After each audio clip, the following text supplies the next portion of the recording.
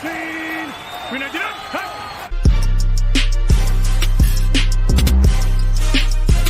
Every single week, I put my freaking heart and soul into this. I study my ass off. I don't go out there and laugh. It's not funny. When we add up all those inches, that's gonna make the fucking difference between winning and losing. If you want to crown them, then crown their ass. But they are who we thought they were. Hello, welcome to the Long Balls. I'm HOCH, and with me always is the longest balls I know, Seth. How you doing?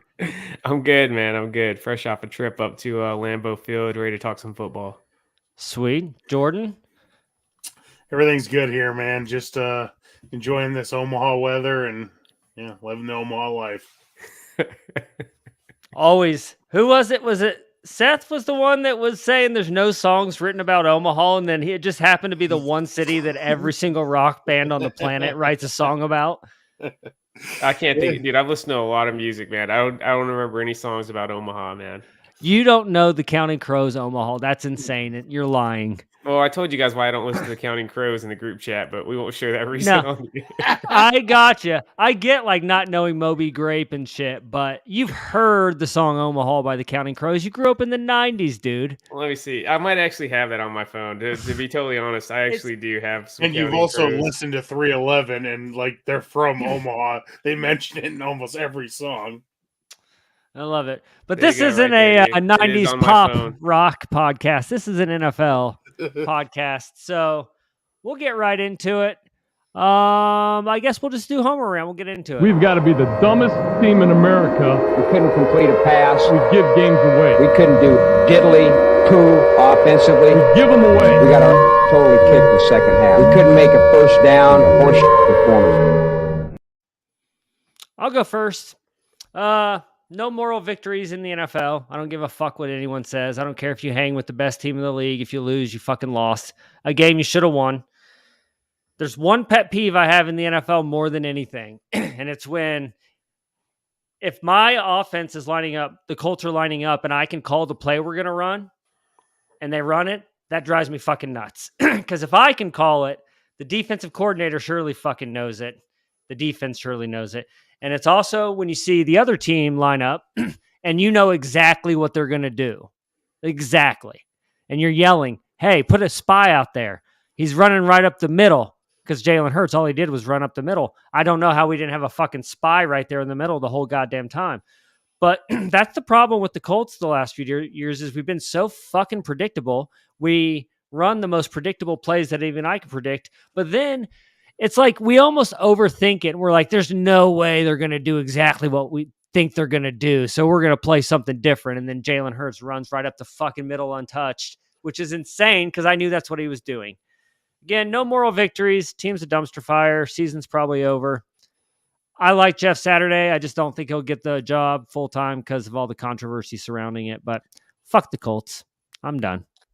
The Colts did give us what is in my mind the NFL moment of the season when Jalen Hurts ran that touchdown in and the absolute just flagrantly vulgar display from the Colts mascot, dude. He did the hands-free pelvic thrust, like 8 thrusts, man, right at Jalen Hurts, then hit him with the wave off. Like that's his move, though. That's the Indiana special right there. That was the funniest thing I've seen, man. If you haven't seen it yet, just go on Twitter and just search Colts mascot. It's all over social media, but that was classic. He's great. Seth, Jordan, who wants to go? I'll go. So, casual Titans fan, but I will say, like, I'm starting to become a believer in this team this year. They absolutely went up to Green Bay and just dominated. The final score is 27-17, but it was not that close at all. And they've had the Chiefs number for years now. They damn near beat them with Malik Willis at quarterback. And I think to me, the Chiefs are still my favorite in the AFC, but I think the Titans have passed up the Bills as my number 2 team in the AFC. They're just, Vrabel just gets those guys ready to play, and they're just like quietly competent. So, watch out for the Titans, man. They have been better than I thought they would be, for sure. Because on paper, they shouldn't be the second best team in the AFC. Man. But I think at this point, you just have to be like, because the Bills have fell off a little bit. The talent's not there, man. They do not have that much talent, but what they do have there, they get the most out of every single week. And they start off 0-2. So they've only lost one game since that horrible start. So and that was to the they're- Chiefs in Kansas City with a backup quarterback in overtime. You almost like losing to the team you're going to face in the playoffs in the regular season, in my opinion. I Yeah, mean, you want to gives you a win little every bit of game, edge. but there's that little bit of like how it's tough to beat a team twice in the same year. So Yeah, I feel Titans like we've got a seen lot that. going for them. Yeah, we've seen that storyline play out a lot over the years. Some team they'll get the win in the regular season, then get bounced out in like the conference championship or something. Yep. Seth allowed himself to get sucked back into an NFL team. I'm not emotionally invested at all. If the Titans shut down tomorrow, I would be just fine, man. Hey, he said he's got a little bit of hope. I know what that feels like. Just a little bit of hope is all you need. Just a little to stoke What's funny that is he's fire. getting invested. He's getting invested when they're good, even and know now it. as soon as he gets invested, they're going to suck again. He's like, God damn it. He doesn't even know he's invested yet. You can just hear it in his voice. Like, he's getting invested. He just said right at the beginning, they gave me a little bit of hope.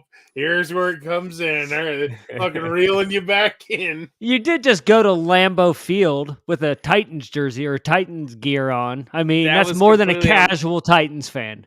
That was on my dad's dime. My dad's a diehard Titans fan. He pays for the trip. I'll support whatever team he's rocking with.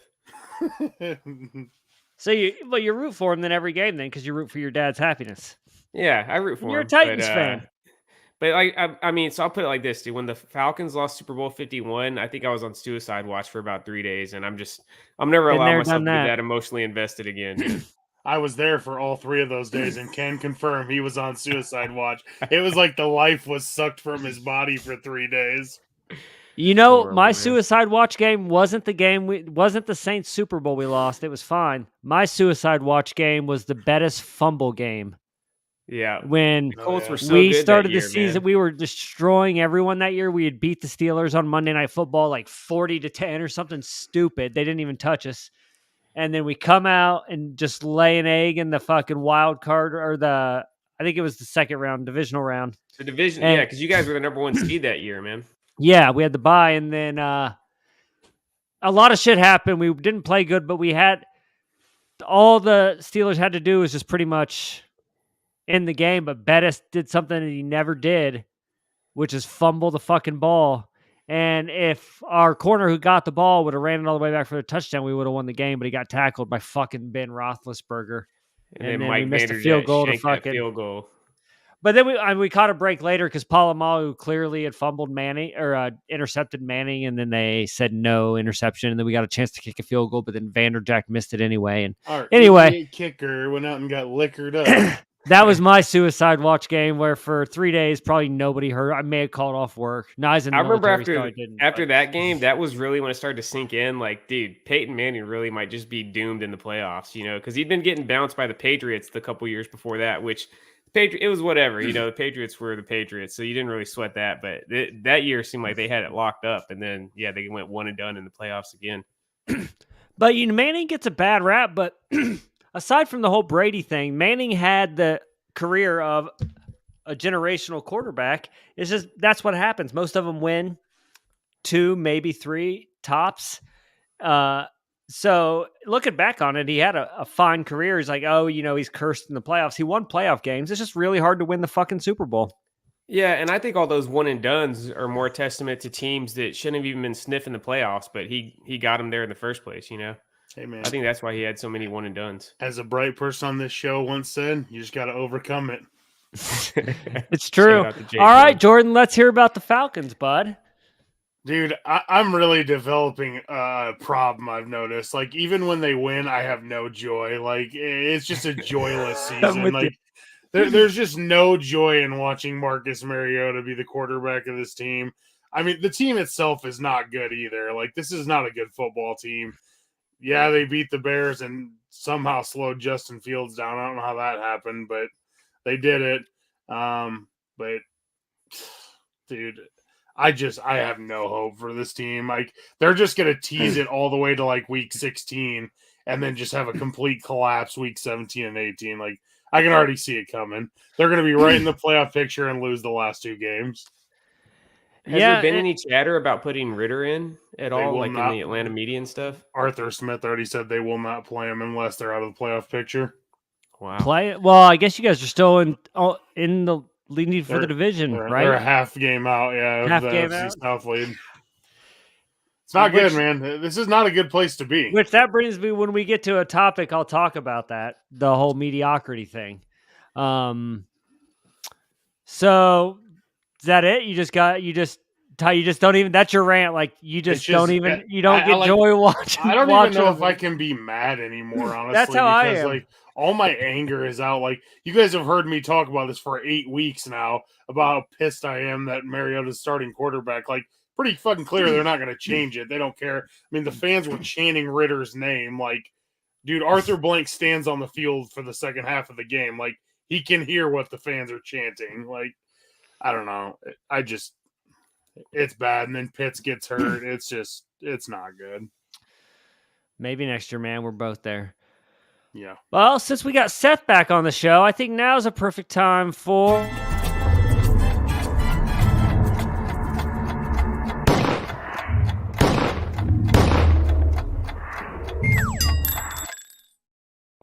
floor's yours, Seth. Take it over, buddy. Josh McDaniels watch. Tell us about greatness. Hey, greatness is not a sprint; it's a marathon. And I stuck by my guy all season long. I've never wavered for 1 second on this guy, and it finally paid off with that masterful performance, getting the overtime victory over Russell Wilson and the Broncos. Man, so you guys can go ahead and just let me know that bow down to my knowledge for never once trying to walk back my take about McDaniels being a great coach or anything. Yeah. No, I mean, we all know he sucks. It's just fun to rub it in your nose every week that you said he was great. Russell Wilson straight up handed in that game on a silver platter too, man. He threw it, 2 minutes to go. They have no timeouts left, and he throws an incomplete pass instead of just taking a sack or taking a knee and letting another 40 seconds run off the clock. There was something that was going around that Hackett supposedly told him before that play, do not throw this ball. Just fall down if at worst comes to worst. And he that's still probably threw what it. Nathaniel Hackett's telling everybody. He's like, I told that motherfucker not to do that. That's what I'd be saying too. Well, if you remember, the only reason we beat the Broncos is because instead of them just running the clock out, they decided to throw a bomb to the end zone to try, for some reason, who knows, and then Gilmore intercepted. Other than that, we would have lost that game. And remember, dude, that was always the story with the Seahawks. When they got frustrated with Russell Wilson up there, they said that he's got this thing where he wants to always be the hero. Richard Sherman said that's why they ran the ball, or that's why they threw the ball in the Super Bowl, that game against the Patriots when they threw the pick. They said they wanted Russell Wilson to get MVP and be the hero and stuff. So yeah, I mean, this definitely lends some credence to that. I don't know. I just don't even know why you even call that play that they called. They could have just handed it off, and because the Raiders they took every second they needed. They kicked the last second field goal just to send it to overtime. So if they would have had 40 more seconds off the clock, Broncos probably would have won. But it's the Russell Wilson show, I guess. So that makes at least two coaches in the NFL that Jeff Saturday is better than: Josh McDaniels and Nathaniel Hackett. Both of those guys. You could probably go and throw Dan Campbell from the Lions in there too. Whoa! They're on a 3-game win streak. Yeah, but still, though, what are you ever really going to do with Dan Campbell as your head coach? Go on a 3-game win streak, that's meaningless. I would take any one of the coaches we just named over Josh McDaniels. He's not going. He'll make it out the season, but I don't think you can bring him back. I don't think he's shown anything worth having faith that he can run your franchise and take you to the promised land. But that's just me. So. But that'll bring us into our first topic then. And the question, I guess, is we were going to say, are the Eagles and Vikings any good? But I think we should just take it a step further and be like, are there any great teams at all in the NFL? Take it away, Seth. Chiefs are pretty dang good, man. Chiefs are the closest thing we got. I feel like the Chiefs are a level above anybody else in the NFL right now. I know Jordan hates that just because he has this just deep-seated hatred for Kansas City, but I feel like it's the Chiefs, and then I don't know if I'd call them great, though. Definitely not compared to years past, man. If the Chiefs are the best that 2022's got to offer, it's definitely a down year overall from the NFL. So I'd say no. I don't think there's a great team because even the Chiefs aren't they're not as unstoppable as we've seen them be in years past. Jordan?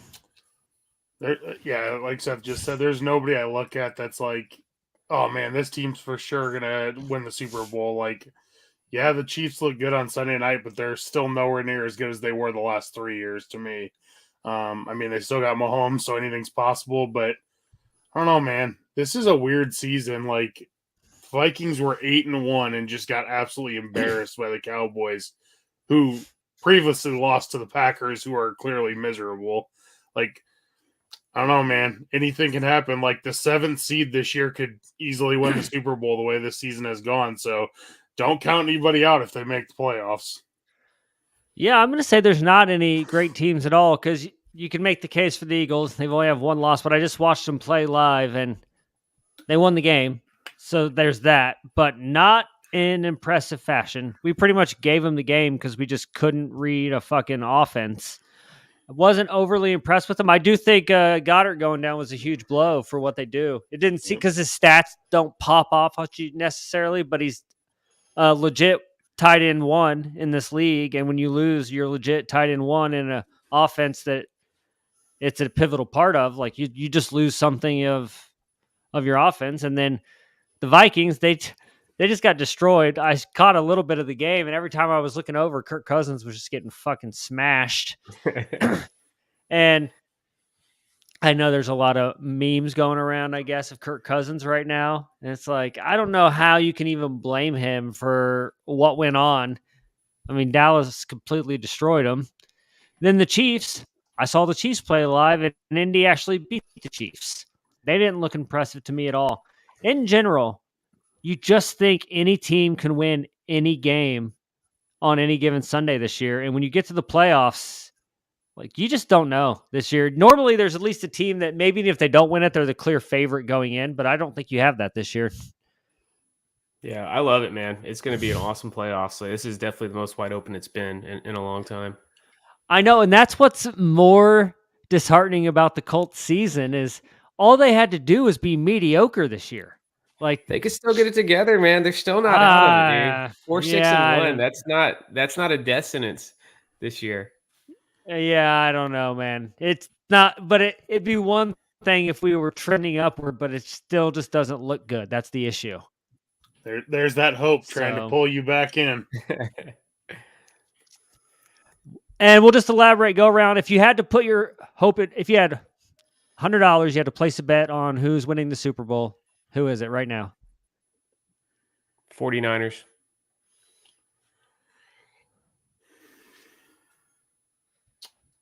Man, dude, I picked them at the beginning of the season. I'm going to stick with it. I still think the Bills are going to get hot.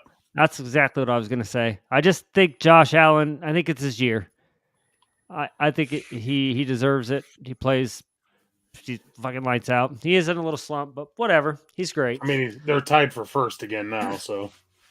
Yeah, that's what I'm saying. Like, in their division. We just expect, because the Bills was the one great team I thought coming into the season, and so I had higher expectations. It's not like what are they 6-3, 7-3, so they're not terrible. 7-3. I'm it's worried still about great. This, it's just I thought they'd actually be more dominant than that. Yeah, I got some concerns about this elbow injury, man. Like obviously I'm not a orthopedist or whatever, man, but I don't know if this is something that's just going to be something he just deals with and is fine, or if it's going to be something that gets like progressively worse through the season as he plays on it, man. And he's already a little bit reckless. So if you take a dude that's already kind of like reckless and takes a lot of chances with the ball, throw in less than 100% health, I just worry about it, when it gets to when push comes to shove in a playoff game in January. But the Bills could definitely make it out of the AFC. I wouldn't be shocked to see them go all the way. Yep, me either.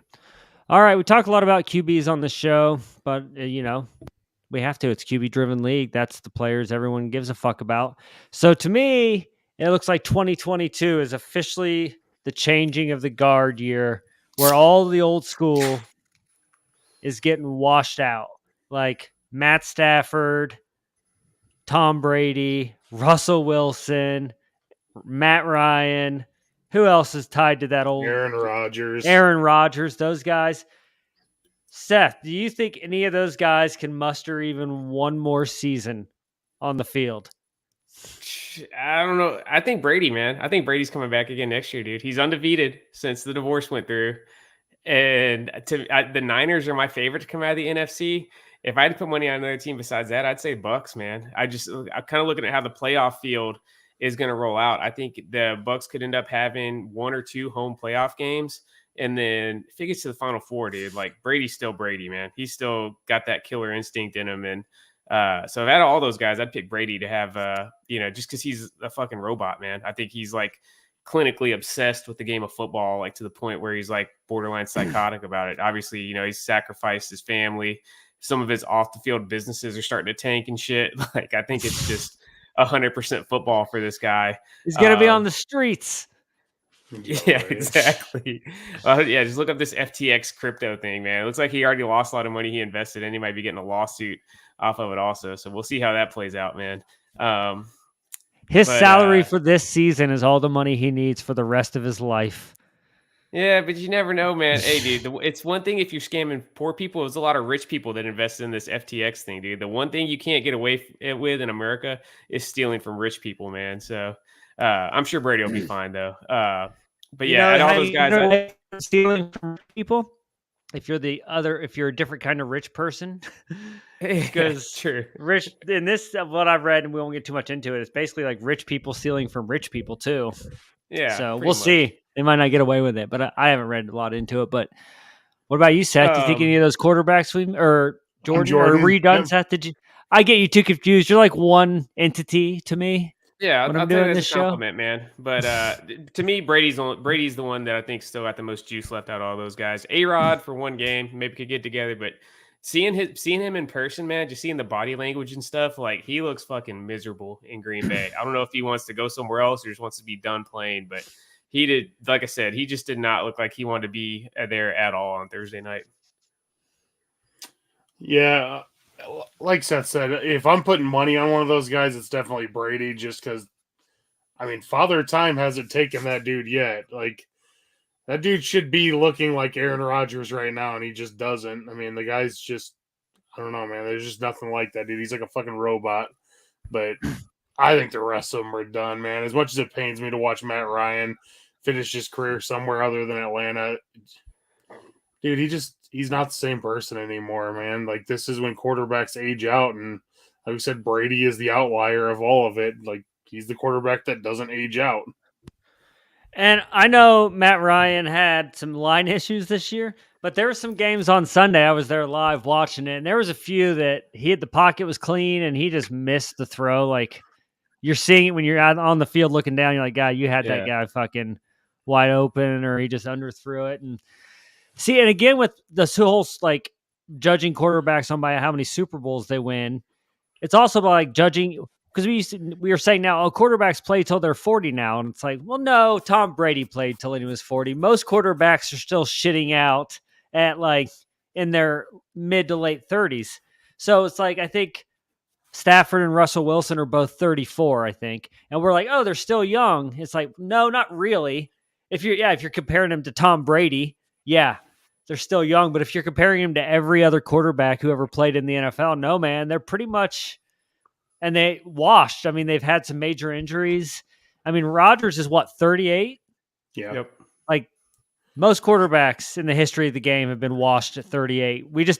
I don't think we want Aaron Rodgers to be washed is the problem. Yeah. I think Tom Brady did it. And then, Drew Brees had a long career too, but Brees' career was never really about his athleticism. He was like similar to Brady. He was just a real cerebral guy, making the pre-snap reads and getting the ball out quick. I think between Brady and Brees, they just really kind of skewed the way everybody judges these quarterbacks now. But yeah, you're on point, man. Like I said, mid-30s, that's always been where people fall off.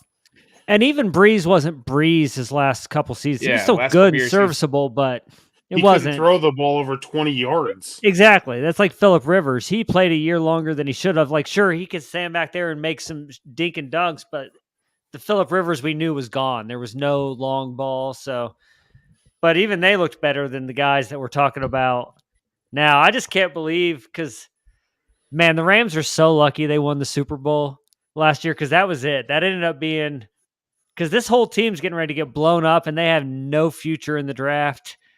So they're pretty much rebuilding in free, which in the NFL, you can rebuild in free agency pretty quickly, but it's almost a complete rebuild in LA.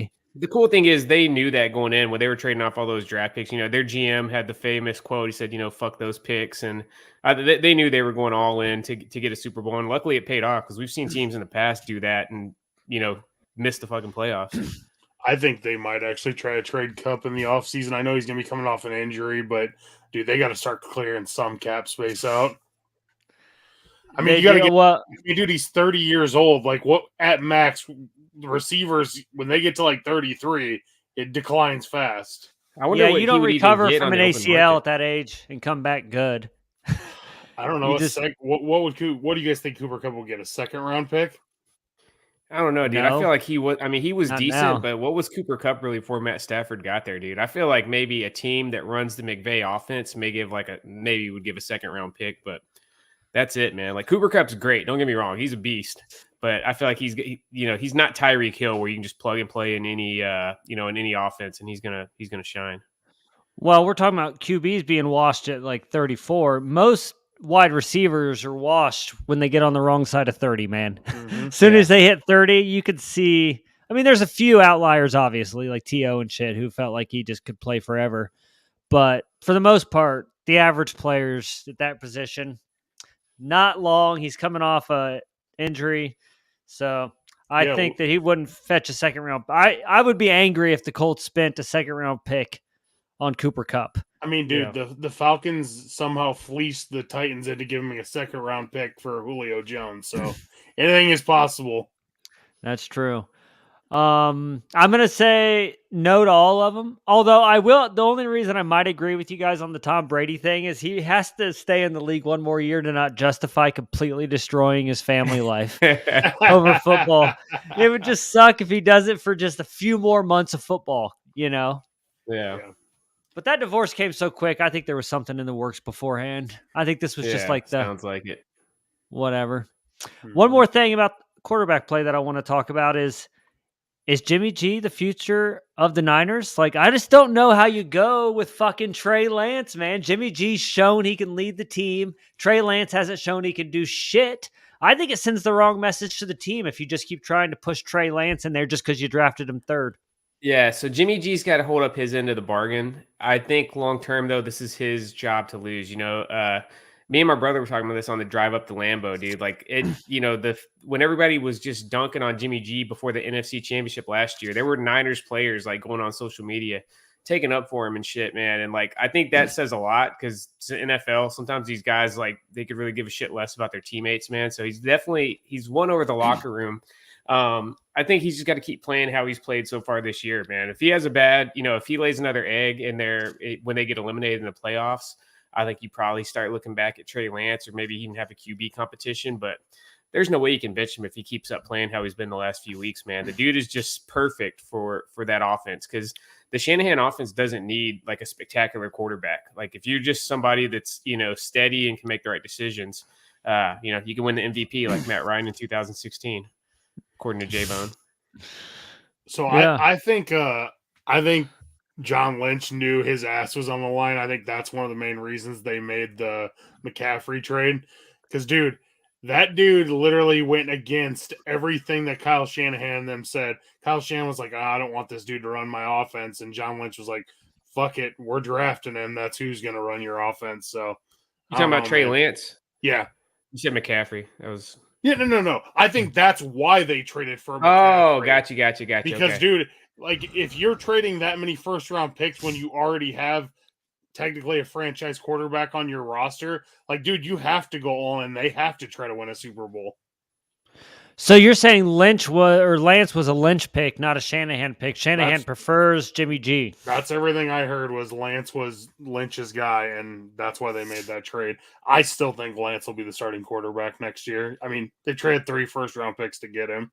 They got to give him everything a chance. You hear coming out of training camp too is like the dude was the truth, man. We had the game in Chicago, which it was like fucking like 40-degree winds, and then we saw half a quarter against the Seahawks.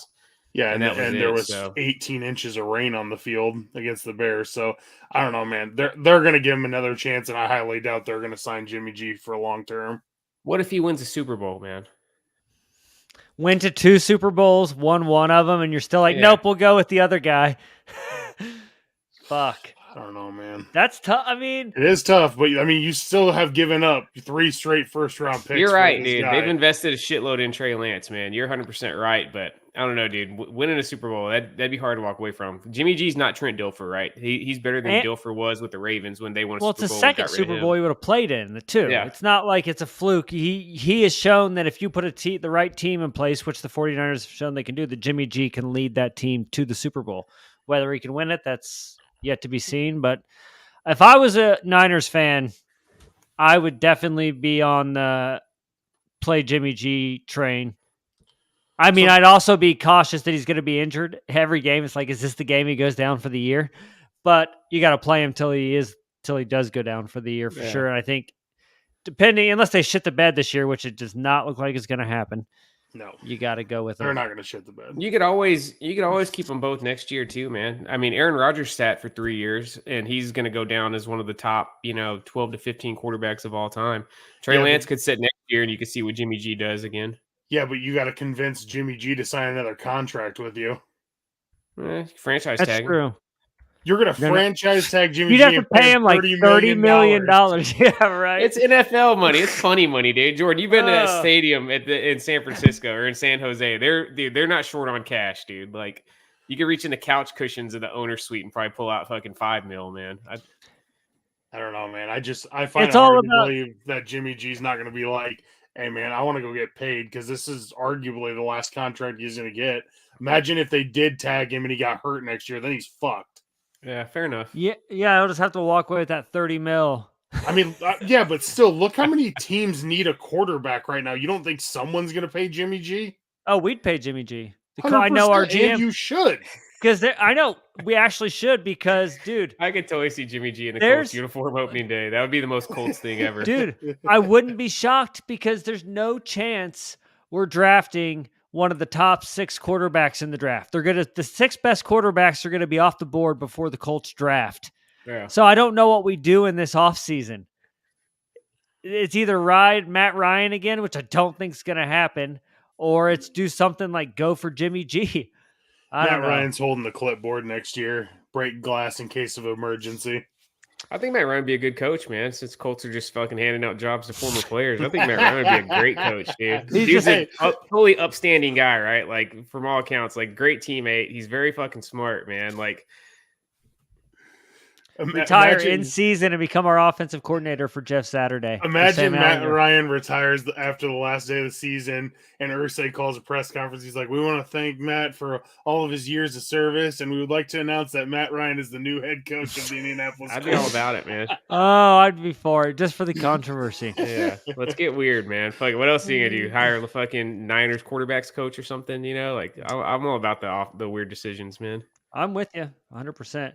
We'll skip the tanking thing. I feel like we talk about that a good amount in other capacity, but I do want to talk about how the NFL moved the Bills game to Detroit just because of fucking snow, and they showed the stadium.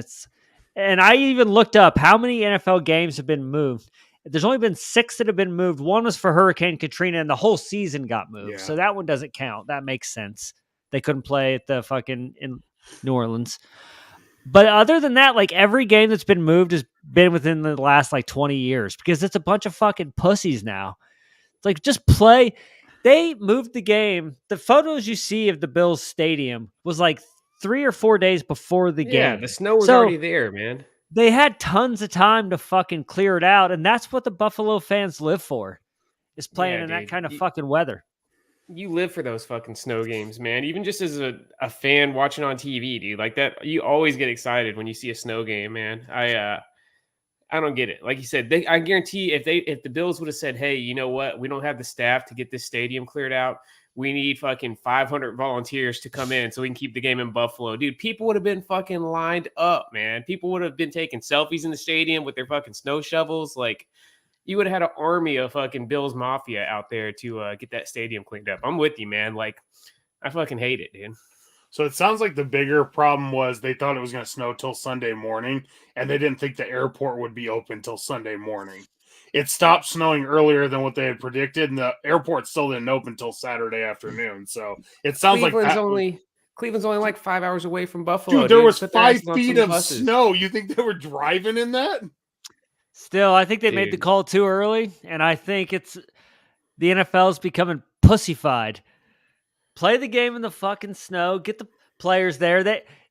People have never flown into Buffalo after a fucking blizzard before. Yeah. Bro, I think you guys are greatly... Seth's talking about freezing his nuts off at Lambeau Field. I'm not saying Bills fans wouldn't have loved it. 5 feet of snow. That's up to your fucking neck, Seth. Play it, dude. I'm with you. If I was the NFL, I would have said, Bills, you guys figure it out. Or if not, we're just going to play in fucking Cleveland. And the game will be free. The Browns can fucking have an extra home game. I still think it's shitty that the NFL did that to the Bills, though. They took a home game away from the Bills. Like, that is fucked. You can figure it out. The shittiest thing is the Bills had to play on Thursday for the Thanksgiving game. That's why they didn't leave it in Buffalo. Because they were going to move it to Monday night, but the Bills play Thanksgiving night or Thanksgiving morning. Oh, that would have been a tough one. Yeah. 3 days off would have been pretty tough. Anyway, a bunch of pussies play in the snow. It's fun. They like it. Fans like it. NFL needs to fucking get their shit together. It's going to be flag football before it's all said and done. All right. Last topic of the evening is for people like me, whose team's a dumpster fire and the NFL season is essentially over. You'll still watch the games because you enjoy your team, but all hope's lost. So I just want to provide a few pointers for how you can enjoy the rest of the NFL season, even though your team sucks. Number one for me is start watching the Indiana Pacers.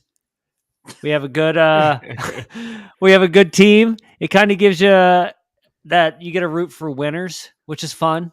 Like you can root for a team that has a chance to win and bring you happiness, unlike your football team who fucking sucks. I'll do things like, go for a good run, man, on Sundays, after the game, before the game, because Sundays when your team's good, you dedicate the whole day to your team. Whereas now you don't have to dedicate your whole day to the team. You don't have to drink beer. You don't have to eat wings. You can make a whole day of it. Jordan, right. do you have any advice since your team is similar? Hey, man, you're exactly right. I don't have to do those things on Sunday. I choose to do those things on Sunday, whether my team sucks or not. Dude, I just love the NFL, man. I've had the Sunday ticket for going on 10 years. Like, even when my team's bad, I find joy in it. I know you don't watch anybody other than your team, but, dude, if the Falcons suck, I'll just put it on one of the mixed channels and watch, 7 games at the same time. And if the Falcons start doing well, I'll flip it over, and then when they start sucking again, I'll start watching the mixed channel again. Like, dude, you just got to... Dude, NFL's too fun to let your team ruin the entire season. And you spend too much money into a season with Sunday ticket, going to games, all that stuff. Dude, I'm not going to let the Falcons shit down my fucking leg on watching and enjoying football every week. They're going to suck. I already know it. I mean, they've sucked my entire life. So, I don't know, man. Get on board. This is what your future looks like. Yeah, I like Red Zone Channel. That's my favorite way to watch football anyways, man. I love watching the Colts even when they suck. It doesn't ruin my season. It's just not still watch just for different reasons. It's intriguing for different ways. But I'll tell you, when you're supposed to suck and you're trending upward though, you're like, oh, they've showed promise and they're going to be good for the next year. So what sucks about this season is you're watching it and they suck, but then you're like, oh, but we're downhill. So this isn't even the worst of it.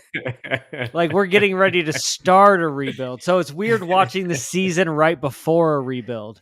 Yeah, you're going through that. We're in a rebuild this season right now and somehow playing halfway decent. So I don't have the same worries as you. We have $90 million in cap space this offseason. I might start whittling wood too. I feel like that's a good Sunday hobby. Jesus, what are you, 95 and your name's Woodrow Wilson? I feel like it. I'm going to go take a seat on the dead pecker bench in the town square and just whittle wood for the rest of the football season. Why everyone whose team's good gets to enjoy it. You got to come out here, man. You got to come out here more, dude. You see my Sunday football setup. I can tend to the chickens, play with the goats. You got stuff to do. You can take a walk when the game's getting too intense or pissing you off too much. Yeah, take a walk. I'll be there not next Sunday because I'll be driving back, but 2 weeks from now, if you're there and have the setup, I'll be out. So we kind of, dude, I don't know what's something about either the way this neighborhood is set up or just the way that like back patio is. It's like a fucking wind tunnel, dude. Like in Virginia, 40 degrees, we'd still be outside watching, but we tried it out this past weekend or the weekend. Yeah, this past Sunday because I was already back and it was fucking Arctic out there, even though it was only like 42 degrees outside, dude. But we could always move the party inside, man. We can get a multiple TV set up, one in the living room and stuff. We can get those propane heaters for outside. I've been looking around, dude. I actually found a couple of those used on eBay, but I don't know if I'm ready to pull the trigger on that because I would be getting them just to watch football outside. I don't really see myself hanging out there. I think the brand new ones are on sale at Walmart for Black Friday for like $100. Okay, there you go go, to Walmart bud. in Omaha and get me one and ship it here, dude. I mean, it should be the same at your Walmart, bro. Okay, send me $100 and I'll go to my Walmart here. I'll tell you what, I'll send you $5. That's what you want for Christmas. My birthday's actually on Thanksgiving. You're making the man. big I'll start a military dough, GoFundMe. man. You can afford it. Making the big. Hey man, you should put out a GoFundMe thing. Be like, hey man, it's just really hard times right now. It's really cold on my back patio, and my wife makes me sleep out there. I really need one of these heaters. Yeah, I really want to keep my outdoor theater going for another few months, man. No, you got to come up with a sad story. Nobody's gonna give a fuck about that. You gotta say you're sleeping out back. Chickens are too loud, so they need somebody out there at all times. I'll say we need it for the chickens. I won't even say it's for the back porch. I'll say we need to put in the chicken run because they're freezing every day. But I'll bet you in Tennessee, though, we'll have an unseasonably warm Sunday one day. Oh, yeah. It happens in the South. Like, it'll be freezing. Then it's like 70 degrees. Yeah, it wasn't bad today at all either, man. But yeah, this past weekend was cold. All right, fellas. So I guess it's time to get into it.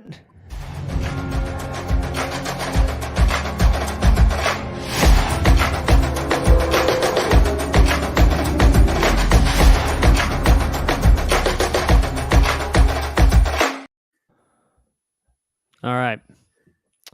Big slate of games this week. We got the Thursday slate, the Thanksgiving Day, the American tradition. Oh, yeah. This no is the day I do watch. I actually do watch the Thanksgiving Day games because it's just fun to sit there and do nothing but eat food and watch football. This is the first I'm actually seeing the lineup for the games too. So I'm seeing this for the first time. It's exciting. We have the Buffalo Bills playing at Detroit. Oh, for the second week in a row. Yes, we do. Seth, what do you got, bud? Having some mic issues there. Oh, gotcha. The Bills are going to roll, man. This one could get ugly. Bills. Seth, you're talking through your laptop mic, by the way. Oh, shit. Oh, man. I'm also going to go with the Bills because I just think Detroit sucks, and I'll never, ever pick them to win. They could be 10-0 on the season, and I'd still pick them for the 11th game to lose because I've lost all faith in them. All right, we got the Giants at the Cowboys. I think Cowboys win, man. I think I've been saying it for a while that the Giants were, eventually they're the stagecoach was going to turn back into a pumpkin, and I think we're already starting to see that. So I can actually see them going on a little bit of a skid now. I think Cowboys win. Yeah, Cowboys. I still think the Cowboys are a really good team. I just think that Green Bay game, something happened. McCarthy was back in Green Bay, and he's like, "Fuck, what team am I coaching?" These are both teams that I don't trust at all. And Dallas won this week big, right? Yeah, they beat Minnesota big. So they're going to lose this game because that's just what Dallas does. So I'm going to take the Giants. Okay. We got the Patriots going to the Vikings. If the Patriots play Zappy, they'll win. But you know what? I'm going to go out on the limb. I think the Patriots are going to win anyways, man. I think Bill Belichick's going to cook up something big for a primetime game, and Kirk Cousins seems like the type of quarterback he could shut all the way down.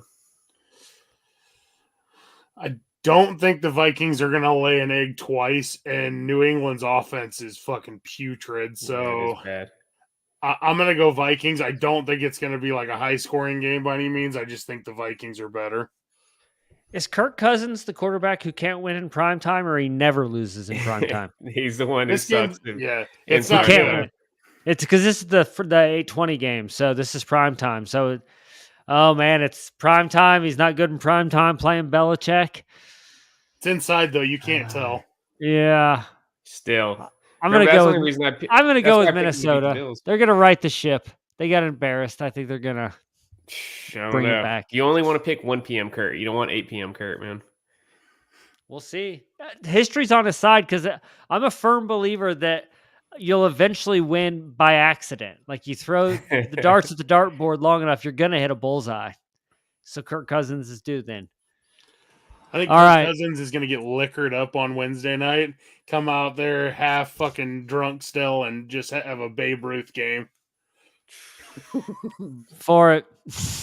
That would be entertaining. All right. We got your boys, the Falcons, Jordan, going to D.C., the capital, to play the Commanders. Man, dude, Heineke's only lost 1 start. I do not feel good about this, and Chase Young's coming back. I do not have a good feeling about this game. I just don't think we're going to be able to run, so I'm going to go Commanders. Yeah, Commanders are coming on strong, man. Carson Wentz once again flames out on another team. I say they beat the Falcons.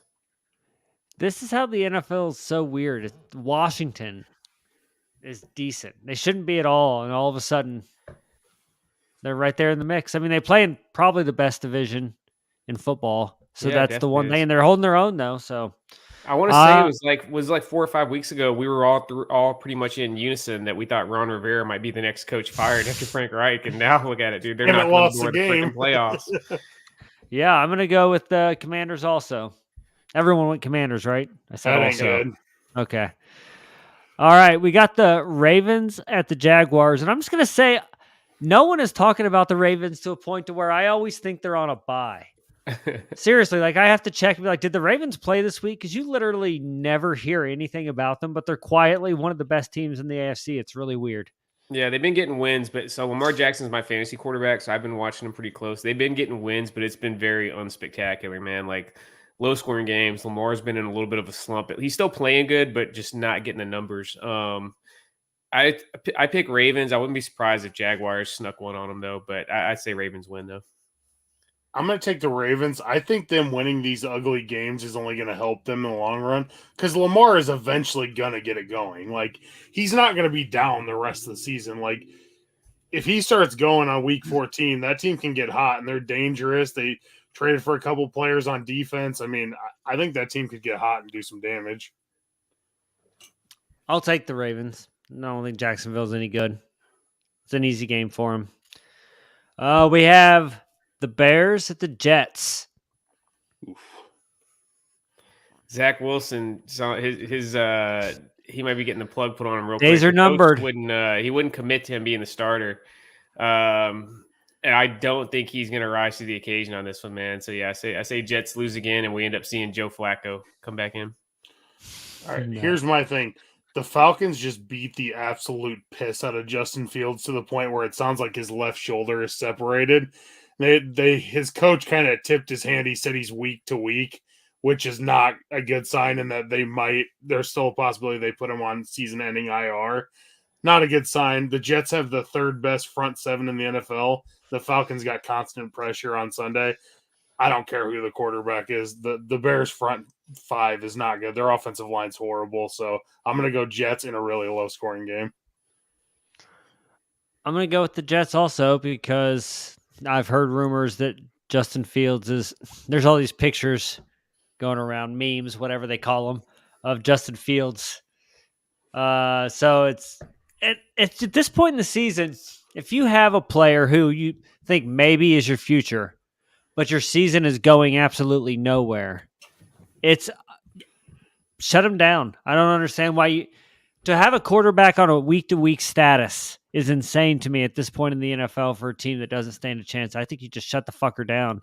And I'm saying this from a guy whose quarterback retired when he was 29 years old because it's a different league. So also, they need a top 5 pick. This team has so many fucking holes. It's not a good team. I know everyone's against tanking, but if you put in Trevor Siemian, you're guaranteed to lose out. I'm for it. I'm for tanking. All right, we got the Bengals at the Titans. Seth, your boys. The real Titans fan, Seth. Titans win, man. I know the Bengals getting hyped up over Jamar Chase coming back, but I think he's still going to be less than 100%, and Joe Mixon might be out. Titans pass rush is nasty, and the Bengals offensive line is not that good. So Titans win another ugly one. I hate this game because I thought last year coming into this game in the playoffs, the Titans were going to roll the Bengals. I just felt like they were the better team. And so I took them. Dude, that game was so fucking ugly for the Titans last year when they played the Bengals. For the offense. Tannehill sucked. The defense set a record for most sacks in a playoff game. Yeah, if Jamar Chase plays, which it sounds like he's going to, I think the Bengals edge him. I think it's going to be a good game, but I think the Bengals have better players. Man, I want to pick against the Titans because on paper they shouldn't be this good. And I just think we've seen the best. And this is about when Cincy was starting to turn it on last year, I think. I think they're going to put it together and maybe not make it to the Super Bowl again, but have a decent run. So I'm going to go with Cincy in this game to start their playoff push. They got the hardest schedule in the NFL left, so they're going to have to earn it. Well, it wasn't an easy path to the Super Bowl either, man. They played four of the best teams, so they can do it.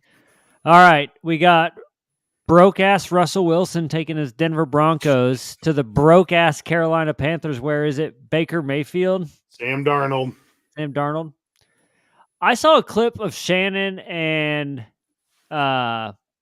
what's his face? Shannon Sharp. And who's he do the goddamn show? Skip Bayless. The fucking shit weasel Skip Bayless. And I don't know if it was an old clip or a new clip, but man, Shannon Sharp went off on fucking Bayless because I guess Skip Bayless is always is always like trying to like prop up Baker Mayfield when he clearly fucking sucks. Yep. I don't know what you guys think, but I think Skip Bayless sucks. I think he's the worst.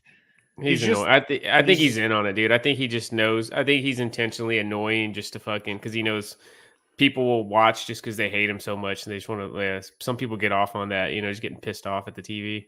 I only see clips. He's just like Seth for me. Seth knows exactly how to trigger me. He knows exactly what to say that'll just piss me the fuck off. So that's what Skip Bayless is to me. Like Seth is like Seth, Skip Bayless, Phelps. Like that's who Seth is to me. He just triggers me just like because every time I turn that show on, I'm like, this guy cannot be this fucking dumb. There's no way. I think he can be. He's like Baker Mayfield could easily be a Super Bowl winning quarterback. I'm like, where? Yeah, that's why he can't even start for the Panthers anymore. God. But anyway, Broncos at Panthers.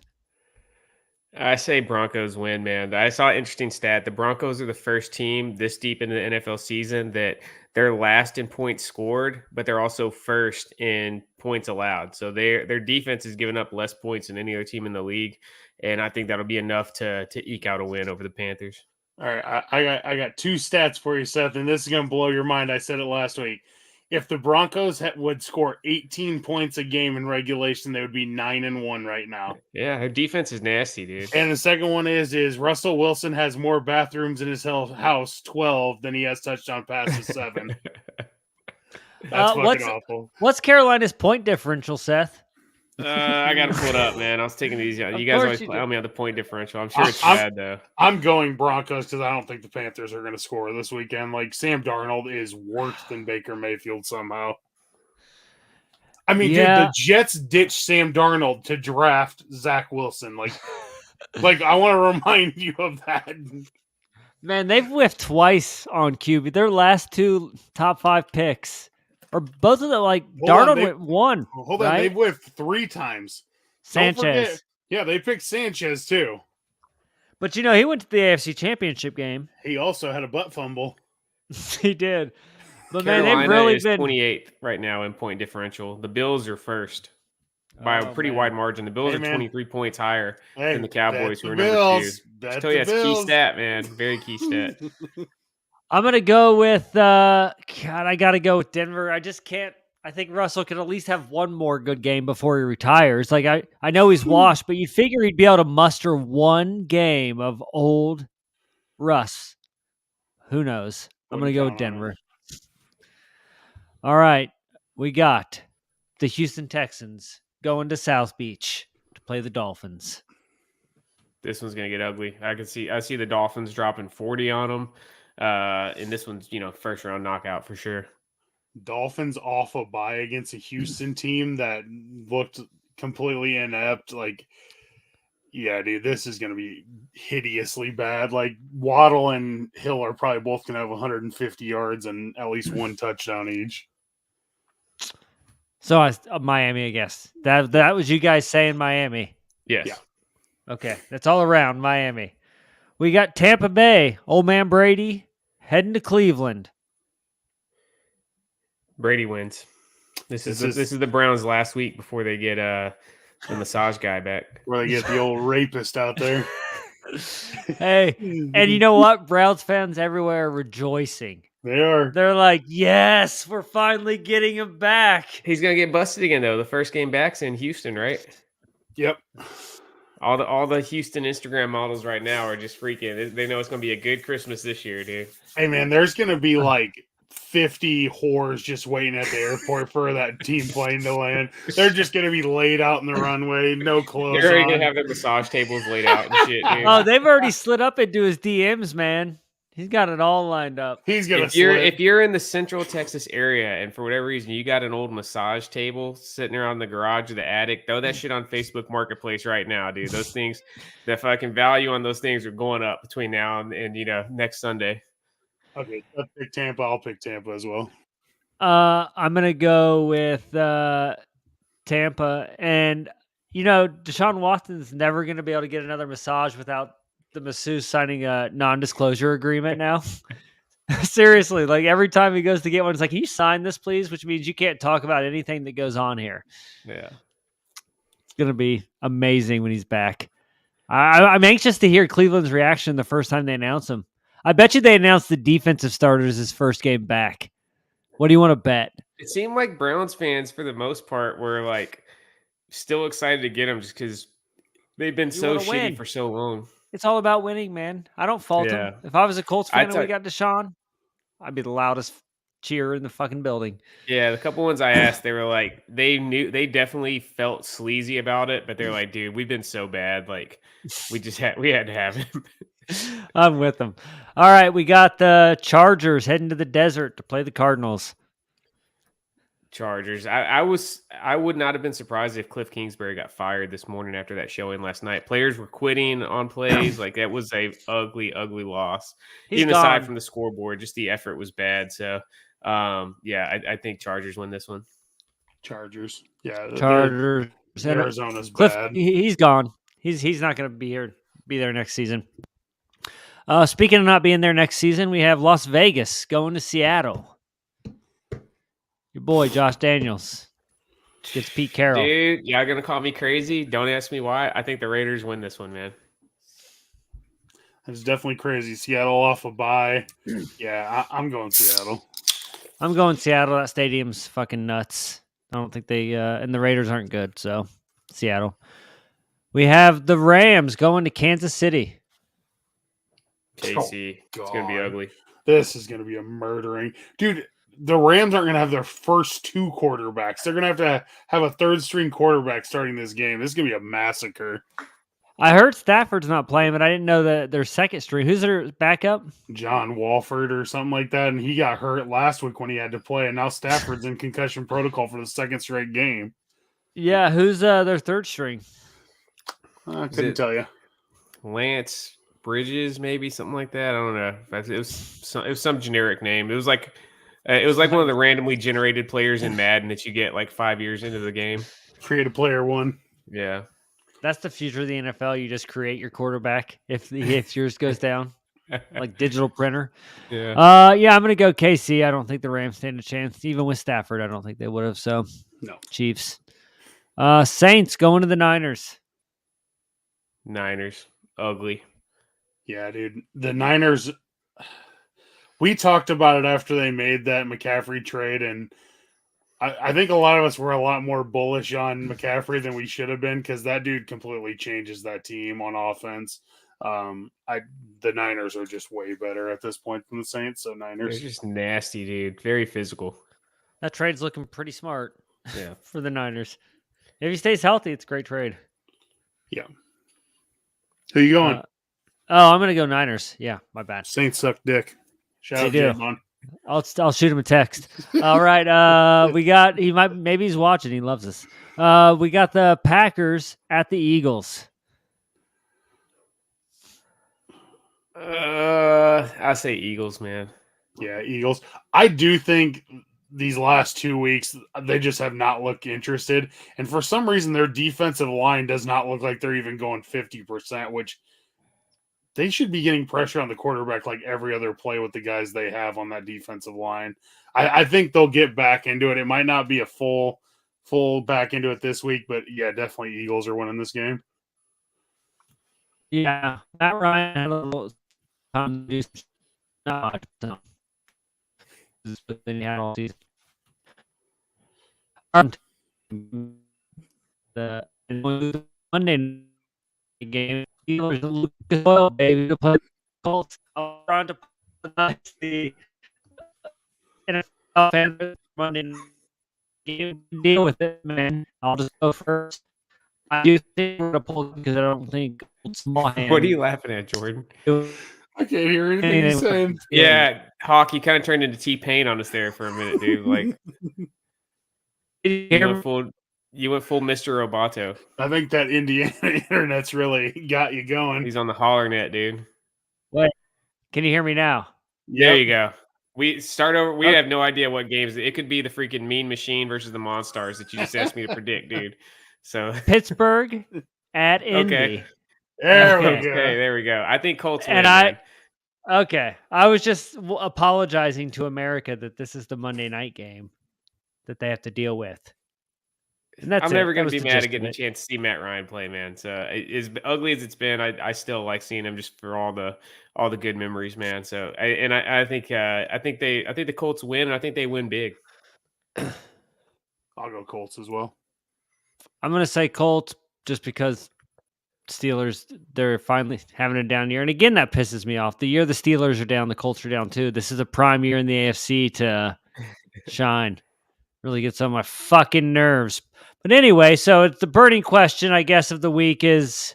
No, because he sucks you guys in. I want to kiss you. So he sucks you guys right in. So consider yourself sucked. What's your fantasy, fellas? Seth, how'd you do? I lost. I had my worst showing of the season. Only scored 56 points. I'm decimated by injuries, man. I have Cooper Kupp, Jamar Chase, and Mike Williams as my 3 wide receivers, which on paper, that's like, it's tough to, unless you're cheating, it's tough to put together a better wide receiver group than that. But, Chase and Kupp were both out, and then Mike Williams got hurt on the first play. So I was just dead in the water. Luckily, Jordan, I'm still in first place, and Jordan's 1 game behind me, and Jordan laid an egg and lost his game as well. So I'm still looking good to make the playoffs, but my team is very banged up, especially in the wide receiver core. Our division in that league is so bad. Like, me and Seth, the last couple weeks have not put on good showings, and nobody behind us is even putting up a threat to either one of us. It's going to come down to which one of us shits the bed less, so it'll be me that shits the bed more. I'm completely... I got Tua back this week, so that'll help a little bit, but still not good. I went 2-3 in fantasy this week. I clinched a playoff spot in my high buy-in league. My team is really good in that league. I had Kelsey and Butker on Sunday night, and they put up 47 points. So damn, that really got me through. So yeah, it wasn't a great week. I lost to JBONE in the Chick-fil-A league. My team just took an absolute dump in that league this week.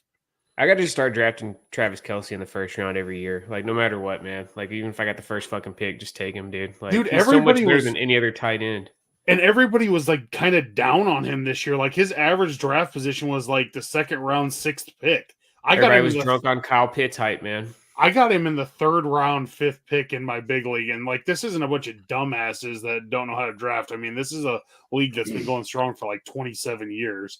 Yeah, I mean, he's better than there's only a couple wide receivers that are better than him for receiving, but he's miles better than everybody else at the tight end position, man. It's like a cheat code, like having him in his tight end, because tight end just sucks for fantasy football for whatever reason the last few years.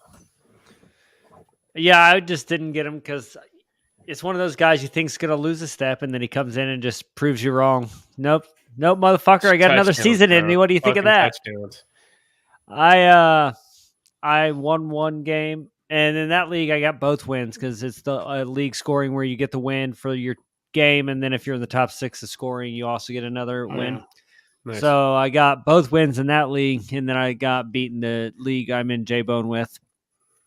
It's hit or miss. Like in that league, I've been in top 3 scoring like 5 times, but then if I'm not in the top 3 scoring, I'm like bottom 2 scoring. It's a hit or miss team. There's no ever in between on this team. So if I sneak into the playoffs, then I have a chance. But if not, I don't know how you guys feel about vetoing trades. And do you guys, if there's a shitty trade in your league that you don't think benefits the league, do you guys veto it?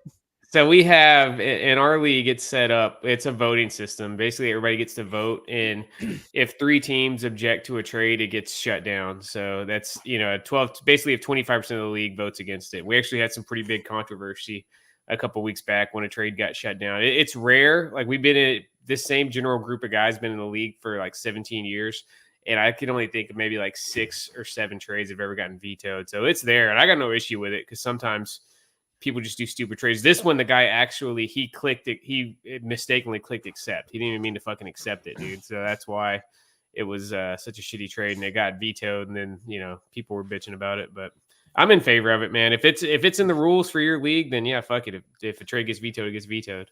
Well, and that's in our league, we have the veto system, but every guy is like, I'm just of the belief that if you could convince someone to make you a stupid trade with it, then you should be able to have the trade go through. And I'm like, no, absolutely because not. For the good of the league. And I also, so the number 2 guy in our league has a pretty good squad. He has McCaffrey, Derrick Henry, and Saquon Barkley because they all went cheap, and he just took chances on all 3 of them, and they all panned out. So he trades Dak Prescott, Pacheco, the Chiefs running back, and Trevor Lawrence for like Josh Allen. So you're giving the number 2 guy in the league fucking Josh Allen, and then like 2 players that know, like, I can't remember. So he's basically, in my mind, trading Josh Allen for Dak Prescott straight up. And I nixed it. I'm like, this is bullshit. It's more than just a dumb trade. You can't give the number 2 guy in the league Josh Allen right before the fucking trade deadline. It ruins the league. So it's more than just like, oh, he convinced them to fucking do this trade. It's like, no. If for the good of the league, you can't let this guy get Josh Allen at the trade deadline. And everyone's like, oh, well, And so the trade went through, and it fucking, I was fired up. So I have to tell you guys something funny about trades and dropping ads and stuff. So the big money league I'm in, it was like 8 years ago. There was trades and unlimited dropping ads. Some dude didn't have a job, so anytime injury updates would come out, he would get every single player. Like it was just there was no waiver process. It was just first come, first serve. Just first come, first serve. So we got rid of that because it was just absolute bullshit. The dude just got everything. It's unfair, man. I was not commissioner of the league at this time. And then during the season, the trades only had like a 24-hour hold window, and like all the teams hadn't logged in. It was like a random Wednesday. And the bottom team traded him 3 of his best players for 3 of his worst players, and it happened in the middle of the night. So after that trade, it became no trades, and you only get 13 drop-in ads for the season. Now 14 because it's regular season's 14 games in fantasy. So you don't have unlimited drop-in ads, so you have to be smart about them in this league. Yeah, that's cool. I like that. Yeah, we need to start a league for next year where all it's fun when you know everybody in the league. Yeah. And between us 4 or us and JBONE and Sneed, there's 5, and I'm sure you guys have people in the Pod Foundation to fill out the other spots. Yeah, we definitely do a Pod Foundation league next year for sure. It's got to be. Definitely makes it fun. We got to make it like $100 buy-in though. You got to make it. You got to make it count. So why stop at 100? Fuck, I was doing it for old Frugal Bones over there. Fucking Seth, he's always like, he can't even afford a goddamn propane heater for his porch. I got my house to feed, man. All right, so I guess that'll bring us to...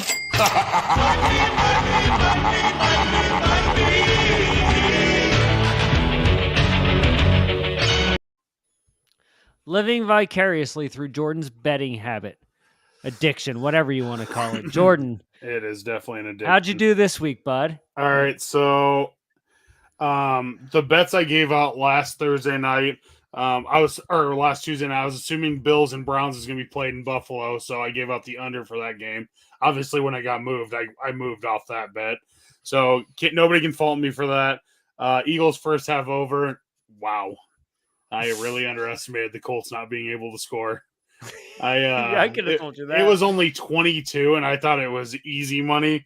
Yeah, they scored a combined 13 points in the first half. So, no, you barely covered the 22 with the whole game. But I did have a pretty good week of betting outside of those two. So I took the Lions money line. I had the Commanders money line, or Commanders -3. Sorry, I had the Cowboys money line. I had the Bengals. And then I had a 5-team parlay that came down to the Chiefs covering 5.5 on Sunday night. Fuck. I only won by 3. So that sucked. As far as this week, I think I like the Bills Lions over at 54.5. I do think the Bills are going to put up some points against that defense. And then I do like the Bucks -3.5 against the Browns. The Browns are just not good without Deshaun Watson, man. They find a new way every week to blow a game.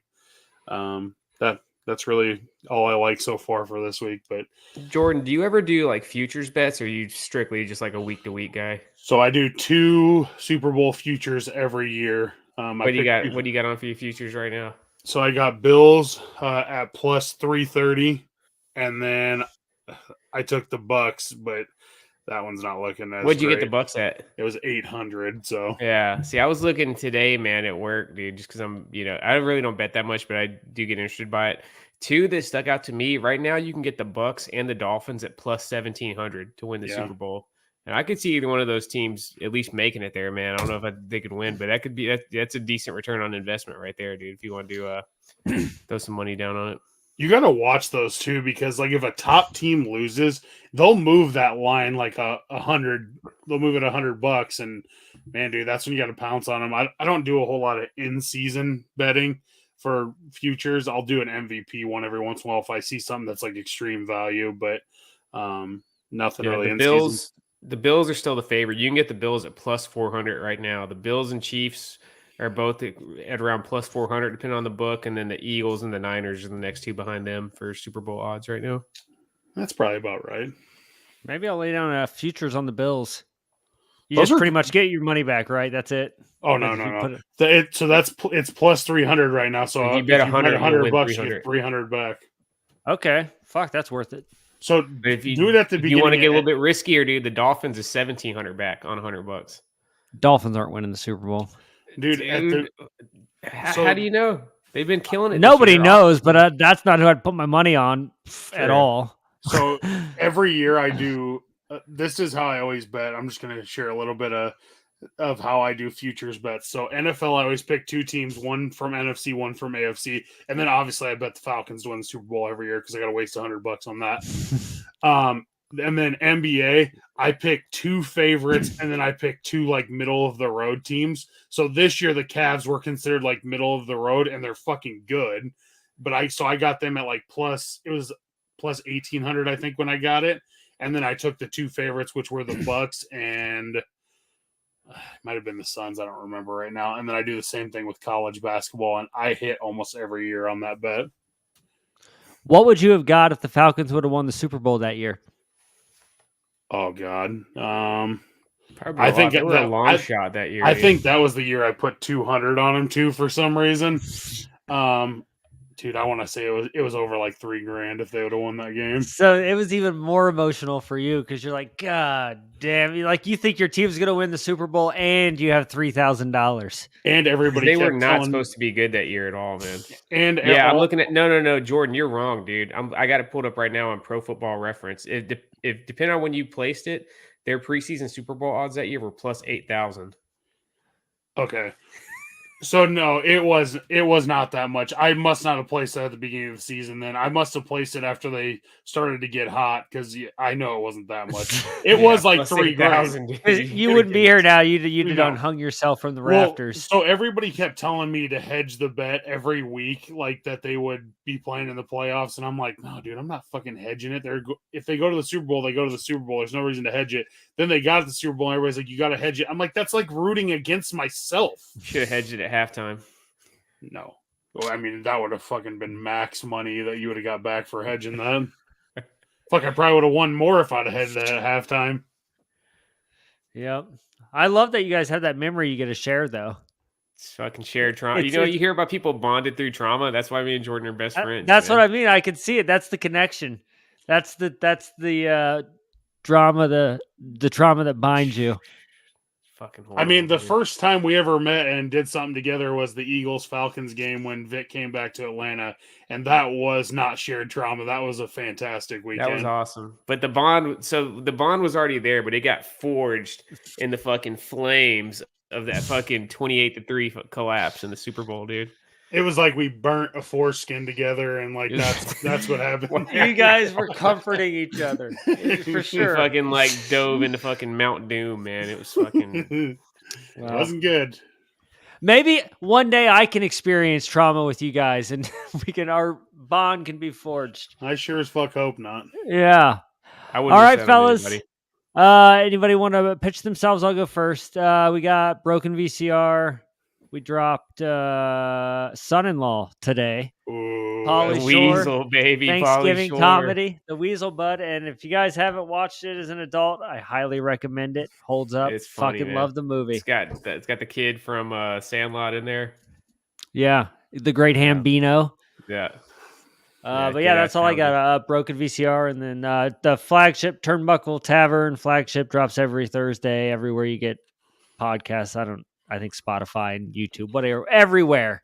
Seth? Yeah, visit chickfoley.com to see everything we're doing with the Chick Foley Show. You can subscribe to the podcast there. We're actually about to go record an episode as soon as we wrap up with this. So thanks, everybody, for supporting. And Hawk, as always, thanks for having us on, man. It's your guys' show. We're all on together. Jordan? I got nothing this week, man. I just... you guys have a good Thanksgiving, and I'll see you boys next week if I don't die of a turkey overdose. All right. Well, that's it. And it was another week in the NFL. We got through it. No one died on the field. So win. And I will talk to you fellas next week.